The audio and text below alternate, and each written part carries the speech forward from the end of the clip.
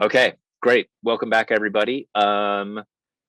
Today we're going to try, this is a very abbreviated version, but we're going to try to cover chapters 2 and 3 and the first couple pages, but realistically, maybe just the first page of Capital. So chapters 2 and 3 of Marx in Motion, and then I had you read the first 5 pages of Capital.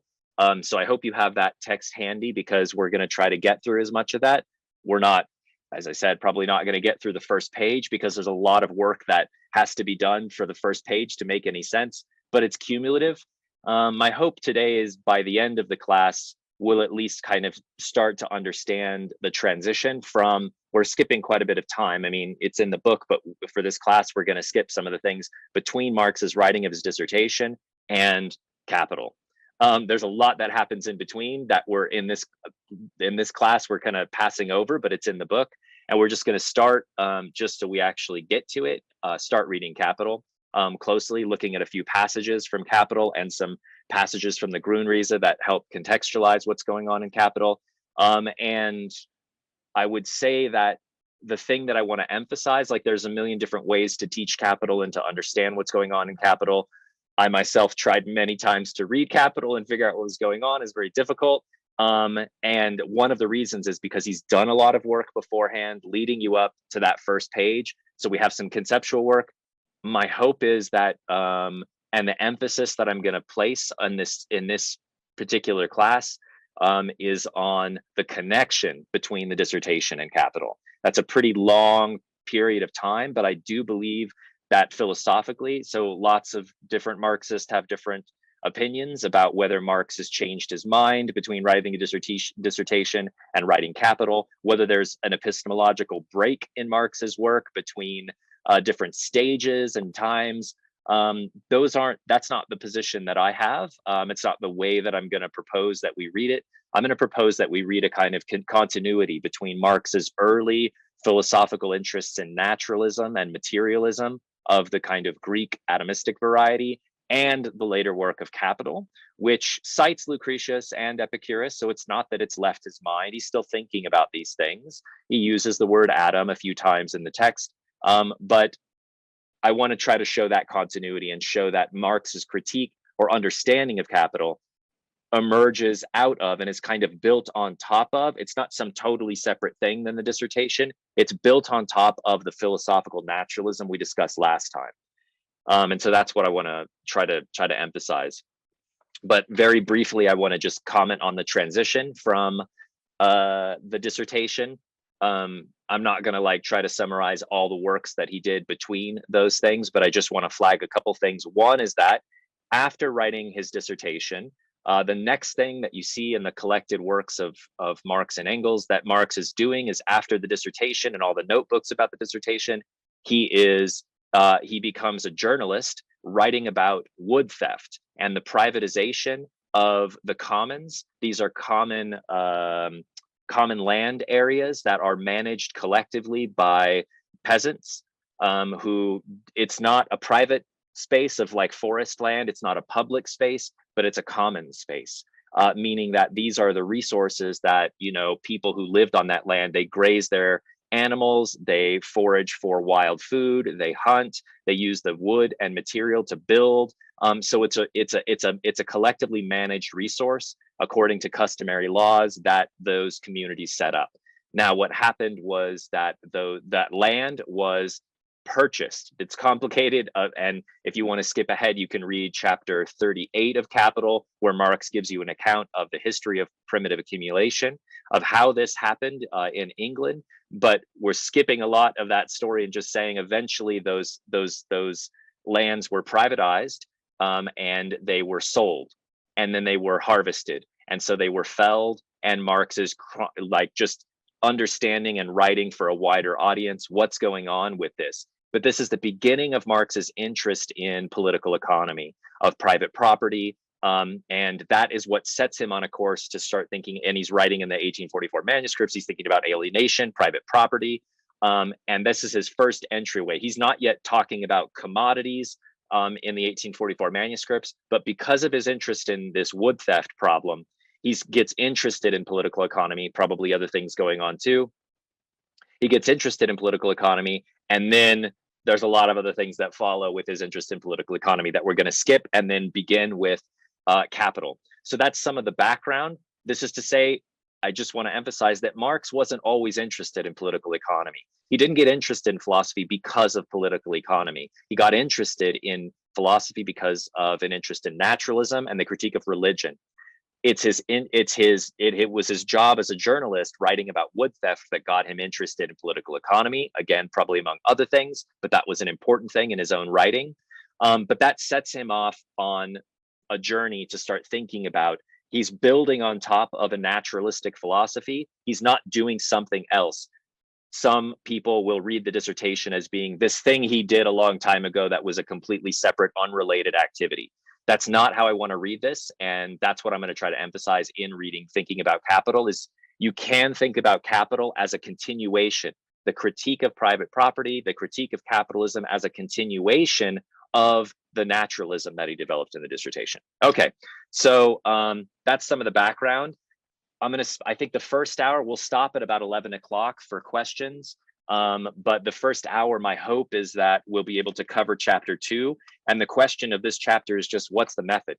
What's Marx's method for writing Capital? What's the project? What's he setting out to accomplish? What does he say about his own methodology? How does it connect up with his other writings in the dissertation and prior to Capital? But I think the best place to begin in thinking about the method actually is the first line. So if you have Capital in front of you, please open it up to 125. And we'll read that first line. It's a very dense line, but this is the first opening line. Marx says, "The wealth of societies in which the capitalist mode of production prevails appears as an immense, quote, an immense collection of commodities," end quote. The individual commodity being its elementary form. Our investigation, therefore, begins with the analysis of the commodity. So this is chapter 1 of Capital. The very first thing to say, or that Marx wants to say, is, what is the commodity? Okay, so that's the title of the chapter. That's the goal of the chapter, is the twofold nature of the commodity. That is 100-something pages of this very long first chapter is all just to understand what the commodity is. Why? Why is Marx starting with the commodity? There's a couple different ways to answer that question, and that's what I want to answer here, is why is he starting with the commodity? He could have started other places. In fact, he actually did start in other places. So it's not covered in, we won't be able to get to it in any depth, but Marx wrote a draft of Capital, actually a couple drafts, but the first draft that was finally sort of published and released is called the Grundrisse, which literally means in German, rough draft. It's substantial. I mean, it's a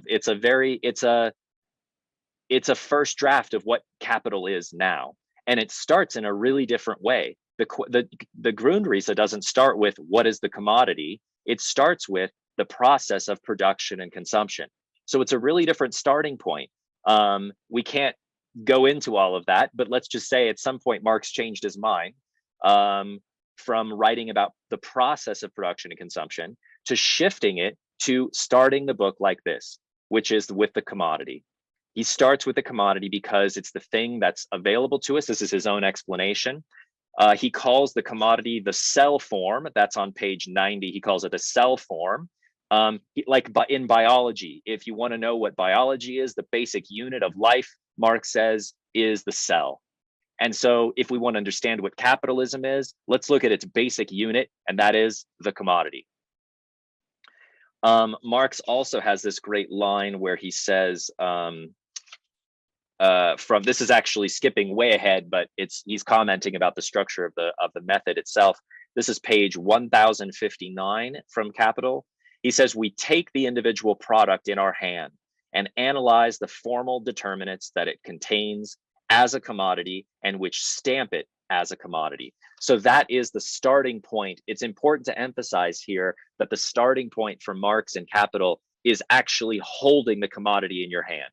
We take it, we hold it. It's the commodity is something. This is not an abstraction. We can go out, we can grab a commodity, we can look at it. So it starts from a point of sensuous experience. Now, that's where it starts. That's not the ending point of analysis. That isn't the start and the end. That's just the beginning point.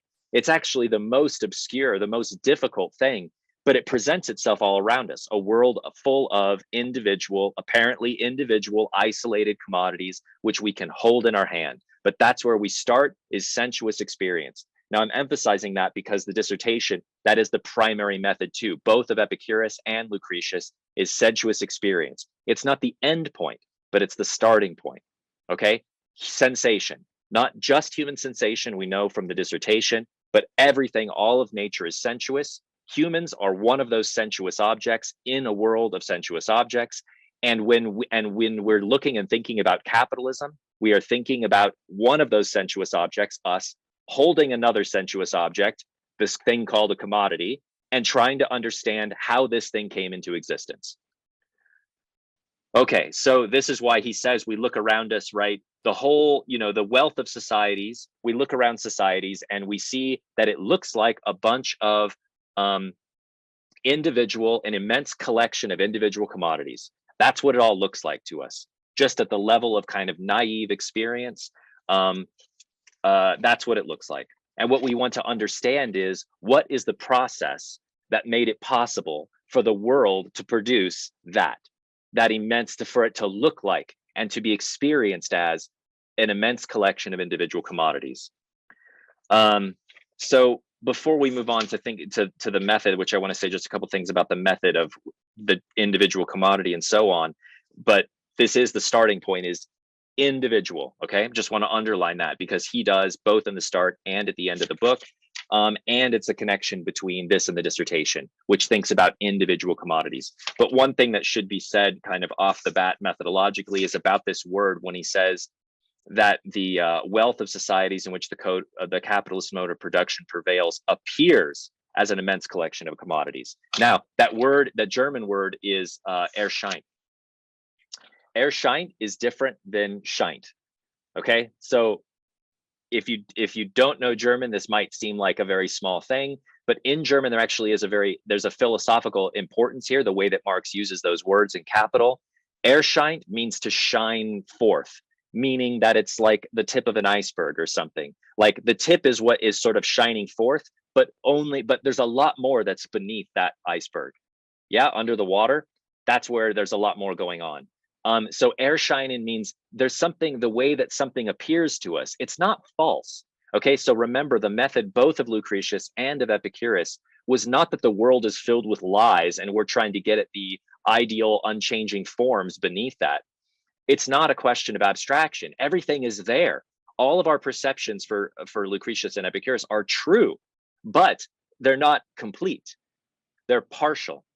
So Bergson has a very similar idea of thinking about this too. But the point is that that things appear to us, but in a way. So they're not false. They're just parts or dimensions. It's like, do you know that Gestalt image, either the duck or the rabbit, or the old woman and the young woman? Do you guys know that one? Or those? Anyway, you could say like, oh, it's the old woman. That's not false. There is an old woman there. That's just one image. And if you shift, you can see the young woman. Or it's not just a duck. So nature is like that for Epicurus and Lucretius, and for Marx in his reading of them in the dissertation, that all the perceptions are true. It's just that they're just dimensions of it. They're not the entirety of nature. So humans have a glimpse of it. In any case, erscheinen, it shines forth something, but it's not the whole picture. So we hold the commodity in our hand. It's a dimension of what's going on, but it's not the full picture. And so capital is an attempt, the book is to show everything else that's going on that gives and connects that dimension to everything else. Okay. So shine, on the other hand, or scheinen, just scheinen without the erscheinen. Scheinen on its own just means, that means what you typically think, or in English we call like semblance. Okay, so it's just the appearance. And there's this distinction between appearance and reality. Okay, so for Marx, ontologically, there's not really some big distinction between appearance and reality. There's a question of like levels of understanding what's going on. So anyway, Marx does use the word scheinen. And usually that he's referring to something where there's it's kind of, this is not what's actually going on. Like there's some kind of thing, a description which is not what's happening, and he's distinguishing that as like, this is a erroneous. So for example, when capitalists say that there are quantities without qualities, okay, that's a claim which is sort of doesn't have any, I mean, as a performative aspect, it's some dimension true because we're part of nature performing that thing. But in the sense that that's actually a claim that represents reality, it's false. And so Marx will distinguish that. It shines, but it's not shining forth anything that's true. The presentation of sensuous experience of a commodity shines forth something which is partially true. Okay, we need to move on. Just stop me if you have any questions as we go here. But this. So I just want to read you one other line from the Grundrisse. This is page 488 in the Grundrisse. Marx says that we're talking about the nature of wealth and commodities, that the product, okay, so we hold the commodity in our hand and it's a product. But the product for Marx, the important thing is, yeah, there's a product, but we want to know what the process is that produced that product. So he says in the Grundrisse that and this is why he starts the Grundrisse with the process of production and consumption, not with the commodity. That appeared to him as like a good way to start things out. So he says that it's the process of production in the movement of becoming. So that is what Marx is interested in. So we hold the product in our hand, and Marx wants to know, what are the processes of becoming and movement that make it possible for this product to have come into existence and persist? Does that make sense? One other, yeah, Jihad. Yeah, you reminded me of the John Holloway readings of that sentence. He starts with the wealth. He says instead of starting with the commodity, we need to start with the wealth, because we need to understand how this process started to become kind of commodity. So he says a lot of people start with the commodity, but we should start with the wealth. And I think he also goes to the Grundrisse in order to prove his point. Exactly. And I mean, just to take this even farther back, I mean, wealth, thinking about the process itself beyond just wealth, but like, I mean, from a process philosophical perspective, putting the process prior to the product is part, there's just process.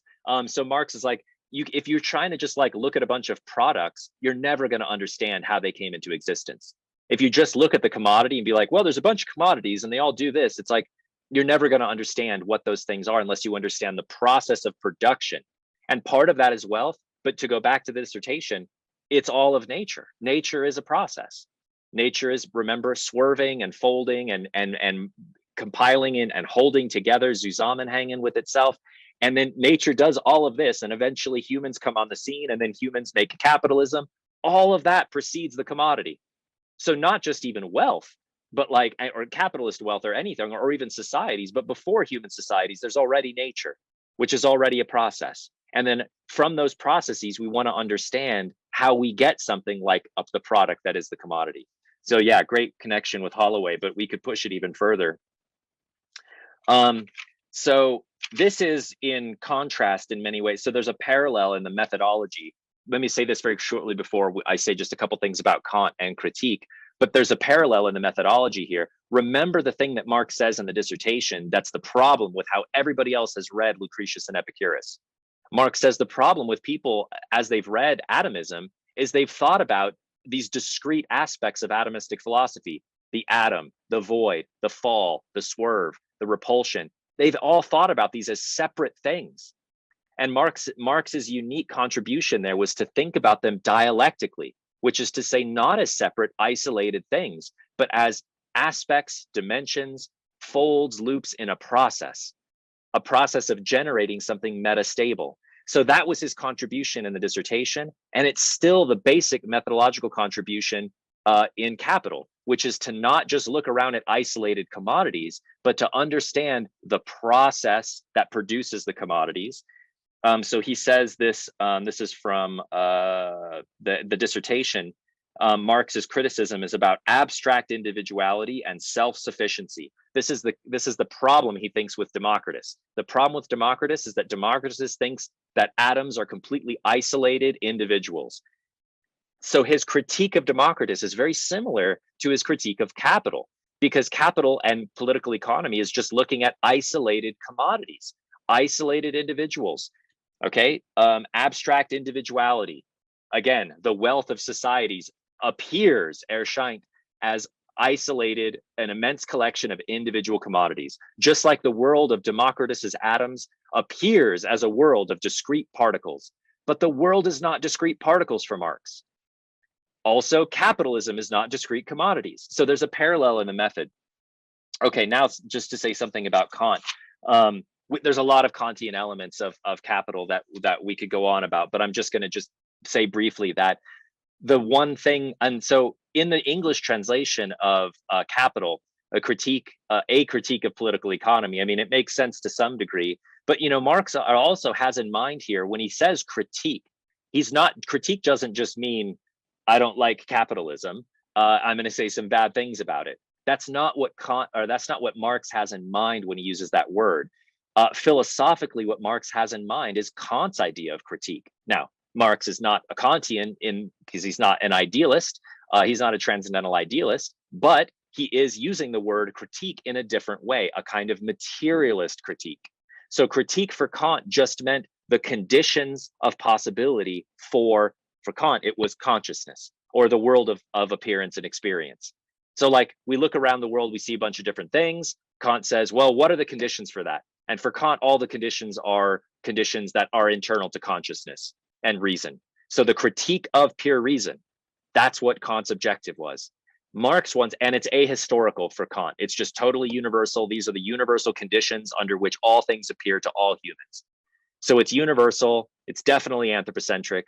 Marx wants to take it back a step further and say, what are the material conditions under which the world of commodities and capitalism appears to us?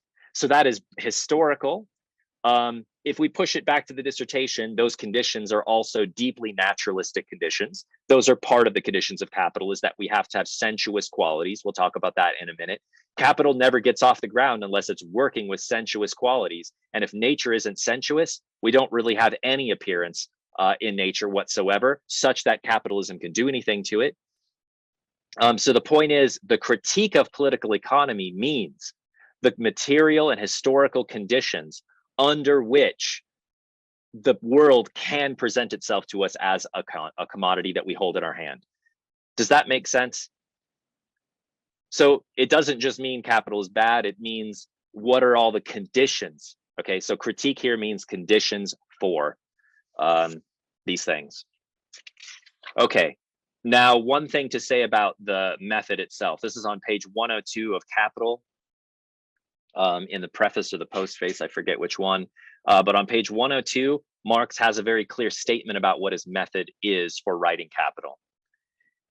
He says, of course, the method of presentation must differ in form from that of inquiry. The latter has to appropriate the material in detail, to analyze its different forms of development and track down their interconnection. Only after this work has been done can the real movement be appropriately presented. If this is done successfully, if the life of the subject matter is now reflected back in the ideas, then it may appear as if we have before us an a priori construction, but we don't. This is what's so weird and very difficult about reading Capital, starting from the introduction or the first chapter, is like, it just looks like Marx is just pulling out these concepts and then defining them. On the face of it, it looks like, oh, use value, exchange value, value. Like, where are you getting all this, Carl? Like, you're just making this stuff up? It seems on the face, and so readers are like, working class readers are like, oh, use value, exchange value, like quality, quantity measurement, like where are you getting all of this dialectical method? Marx's very explicit story about what he's doing here is that he has precisely he says that the method of presentation, what is the method of presentation in Capital? The method of presentation is starting with chapter 1, we're going to hold a commodity in our hand and we're going to try to understand the concepts that are the conditions for that commodity to make sense to us, which are quality, quantity, and measurement. We're going to have to understand those concepts. But the thing is, that's not actually historically how the process has gone down. That's where we find ourselves now. is holding commodities in her hand, trying to conceptualize what they are. So he's starting with these concepts, but he's very clear these concepts are not out of his hat. They've emerged from rigorous historical material analysis. Now, I'm not just saying that, because you can literally skip to the end of the book and you can see that this is exactly how Capital ends. The question and the origins of colonialism and primitive accumulation. So primitive accumulation and colonialism, that is the historical starting point. If you want to understand Capital, how it actually historically emerged, you need an account like the one that he gives in those chapters on primitive accumulation. So one way that might actually help reading Capital, if you're more inclined to think about it chronologically, is to start at the end. Read the sections on colonialism and primitive accumulation to understand what is actually happening historically. Then go back and see, and Marx is trying to tell you that after he's gone through this historical part, if you read Capital backward, just literally start with the end chapters and read it all the way to the beginning, what you would hopefully experience was that this was a historical process that produced all these different techniques to reproduce itself, Capital. And then after you see all of the things that it did, then you're in a position to write your first chapter. It's just like the phenomenology of spirit in Hegel. If you read just the first chapter, or the introduction or preface or whatever, it's all there. The whole phenomenology is condensed into insanely dense, difficult passages, all there at the beginning of the phenomenology. But it's really hard to feel like you're getting anywhere. But if you read the phenomenology of spirit backward, or at least skip that introduction and then read it, you might have a really different way. You might feel easier in the beginning, and then once you'd finished it, you could go back and finally make sense of that introduction. That's what chapter 1 is doing for Marx. He's done the historical work already. Now in chapter 1, he's extracting from the historical details the concepts. These are not concepts that he's imposing upon the material, he says. They're concepts which he's extracting and identifying that are common to all the historical patterns of capitalism. Okay, so that's what he says, that the latter has to appropriate the material in detail. So the concepts are supposed to analyze and appropriate the material and show the commonalities between them. And if this is done successfully, if the life of the subject matter is now reflected back in the ideas, then it looks like we have a priori concepts, because they're so woven together that it looks like the concepts actually cause the history. But no, the concepts are not at the beginning of that history, okay? Capitalism didn't start because people came up with concepts. Capitalism started because of, well, you can read chapter 5 and so on in the book, but also read chapter 38 of Primitive Accumulation. I mean, capital is just violence. It's just straight up murder, theft, brutality, violence. That's all it is. And then it plays this game afterwards in order to justify and conceptualize its game. But it is just violence, and it continues. Primitive accumulation never goes away. It's constant. The theft of indigenous lands, forms of slavery and appropriation and colonization, the whole process is still going. And that's all it's based on, is violence and theft and murder and so on, and all the things that he says that capital comes birth, dripping in blood and fire. That is what capitalism is at its heart. Now, there is just straight up violence, theft, and murder, but then there is this apparatus that it generates. There's a kind of conceptual story that it tells, and there are some vocabulary that it uses in order to legitimate, such as, it's just we're all free individuals exchanging our labor. That's all it is. That's the ideological level at which political economy works. Oh, we're just free individuals, out here selling our labor. And Marx is like, well, how did you get to that point where you're just a free individual selling labor and buying commodities? That's you're just starting at the end of the story. And that's the problem. And that's actually getting on to his dialectical historical materialism, what Marx calls dialectical materialism. So we saw in the dissertation what he means by dialectical materialism in the broadest sense. Okay, he calls dialectical materialism in the broadest sense. It is absolute immanent matter in motion that emerges through this process of swerving and folding that creates metastable states that we call natural reality. And then there is human historical activity that is part of this. So human activity, capitalism itself, is part of nature. But the problem is, so this is the part, Chiad, I was telling you where he directly addresses Hegel in dialectics. This is on page 102, same page from that postface, I think. My dialectical method is, in its foundations, not only different from the Hegelian, but exactly opposite to it. For Hegel, the process of thinking, which he even transforms into an independent subject under the name of the idea. Okay, so this is the idea. So his criticism here is that Hegel starts with the logic. The logic is true sort of a priori. There's a fundamental logical structure of being that Hegel describes in the logic. And then nature, as I said last time, is the dead husk, according to Hegel. Okay, so nature is the dead husk, the externality or externalization of the logical process. So Marx doesn't like this idea. Yeah, so his say, under the name of the idea, Hegel says, is the creator of the real world. And the real world is only the external appearance of the idea. So that's just straight out of Hegel. That's exactly what Hegel says. Natural world is the external appearance.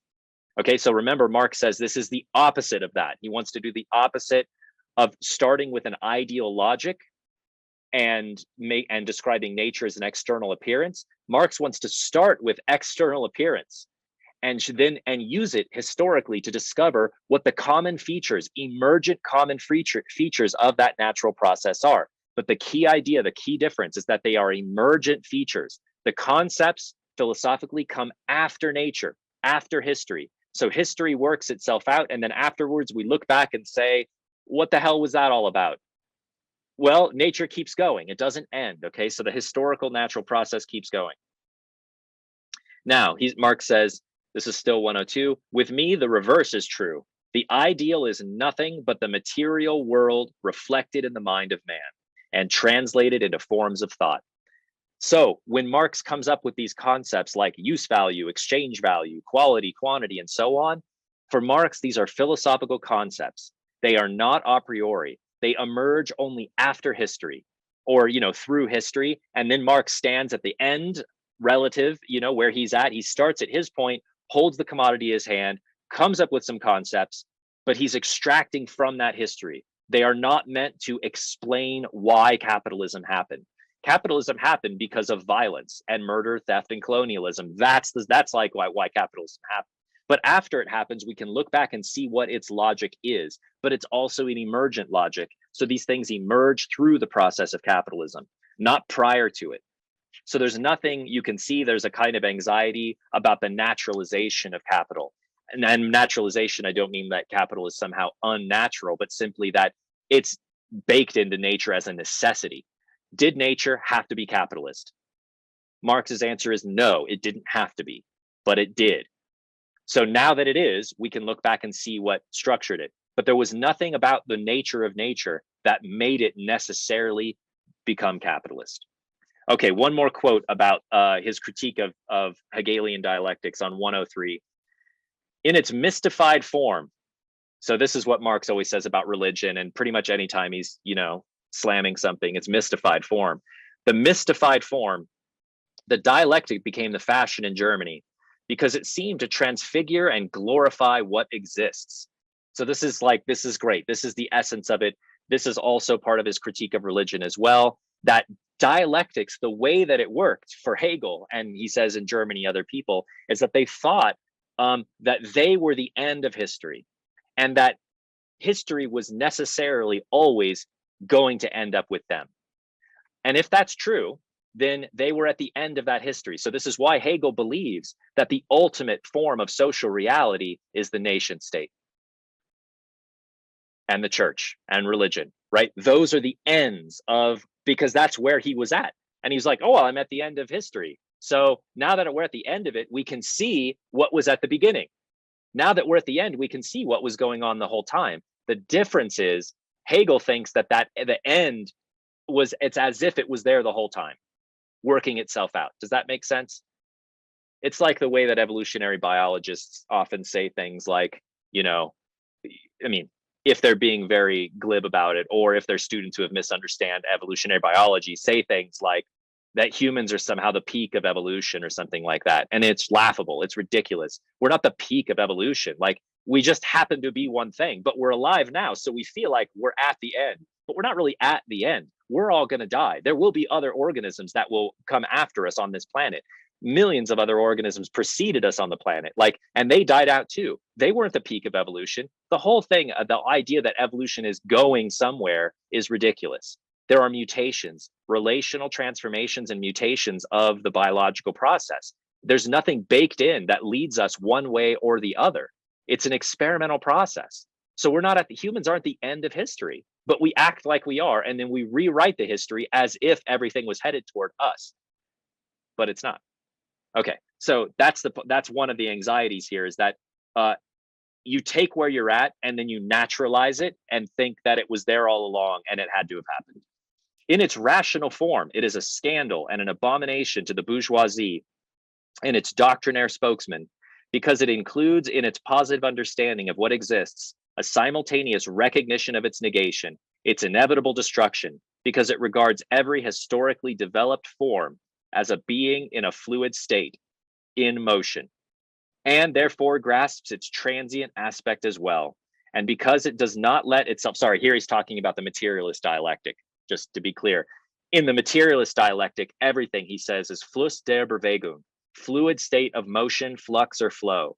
That's what historical materialism is. It is historical flux, flow, swerving, all the stuff from the dissertation. Here he's invoking that, but here he's talking directly about history. Natural history, as well as human history, is based on these fluxes and these flows, inevitable transformation, destruction, and so on. And so that's why when there are the spokesmen of the bourgeoisie and capitalists who are like, well, we have capitalism, therefore it must have always been on its way here as a natural thing. So people like Adam Smith go back and say capitalism is just the natural form of humans. They just didn't figure out and perfect it until us, modern capitalists. Now we know how it works. Now we're at the end. We finally figured it out. Now we can realize what pathetic, deformed humans have always been trying to do, but failed.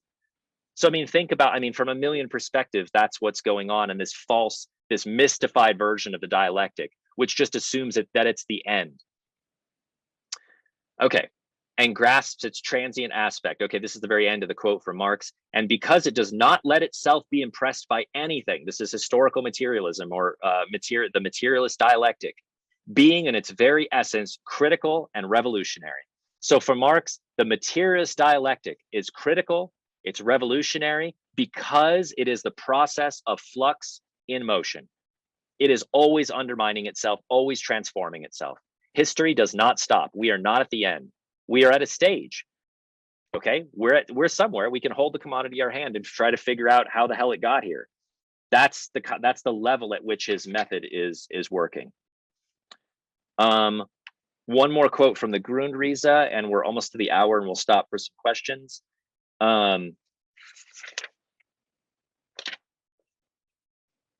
So in the Grundrisse, he has some other great quotes about the method. This is on page 101 of the Grundrisse. This is all Penguin edition. The concrete is concrete because it is the concentration of many determinations, hence unity of the diverse. It appears, so the concrete here, think about the commodity Marx is holding in his hand. What is this thing that's so concrete? Marx says, well, the concrete is concrete, not because it's simple and obvious that that's just how things always have been, namely the commodity, but it's because it's a concentration. So for Marx, the present is the concentration of the past. Sorry, this is also a very Bergsonian idea, that the present is not somehow it's not a chronological sequence. Time is not a line. Time is a concentration. The present is just, think about it from a material perspective. We're very used to thinking about time in a very linear way. Oh, there's a sequence of things. But the assumption there that there's a static background in time in which there are discrete moments that happen that can be separated out. But that's not really, where does the past go after it happens? You can see very quickly how metaphysical the whole idea of past and future is. It's predicated on this idea the future doesn't exist yet and the past is gone now. For Marx, that's not true. That's idealism. That is a version of idealism to think that time is chronological in that way. Time is material for Marx, as it was for Epicurus. I'll just remind you again from the dissertation what Marx says about the nature of time in Epicurus and Lucretius. He calls it the accidens of the accidens.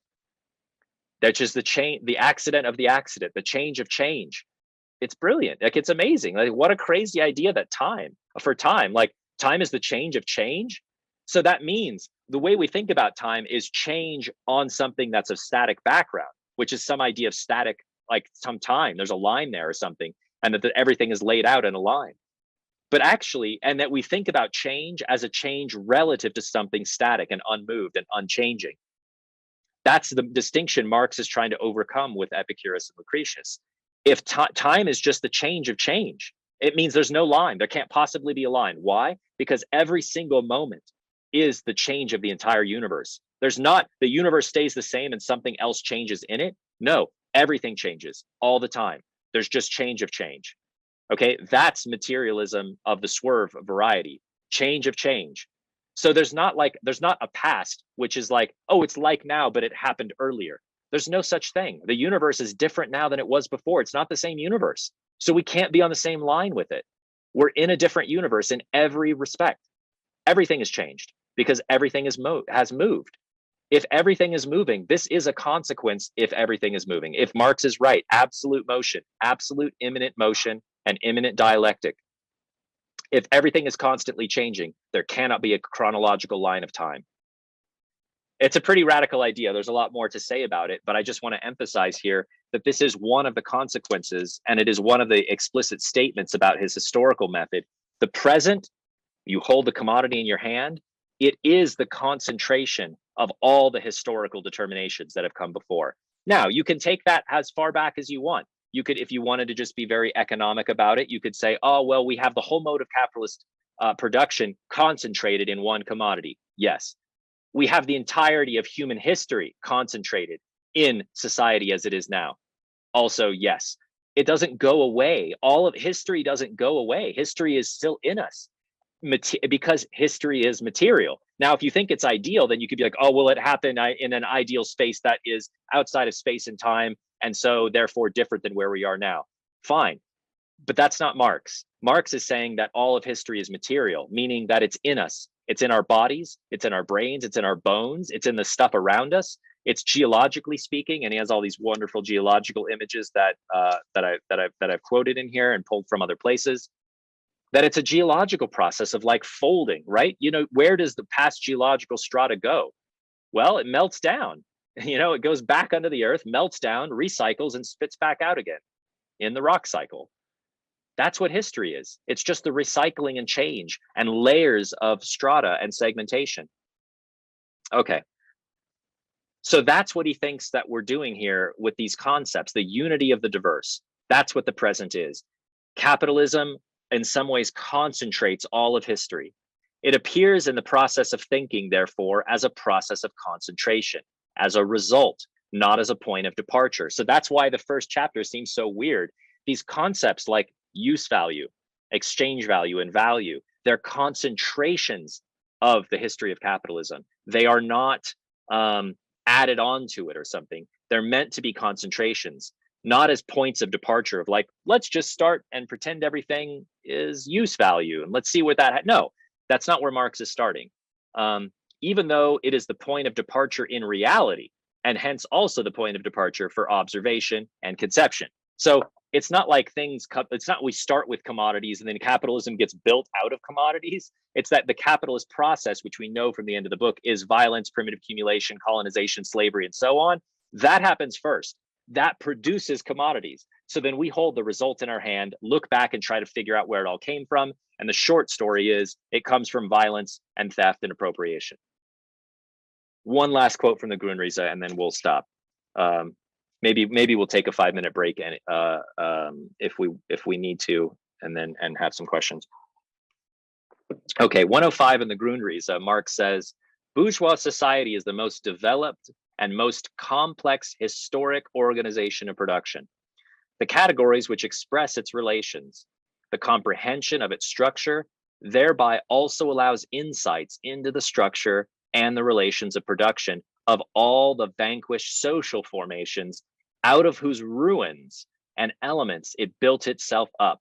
So in the commodity, we also have all of these previous social formations. If we look at it closely and think about everything it took for this thing to come into being, we have to think not just about capitalism, but also all the vanquished forms of social organization that had to be overcome and changed to generate a world such that it could produce this commodity.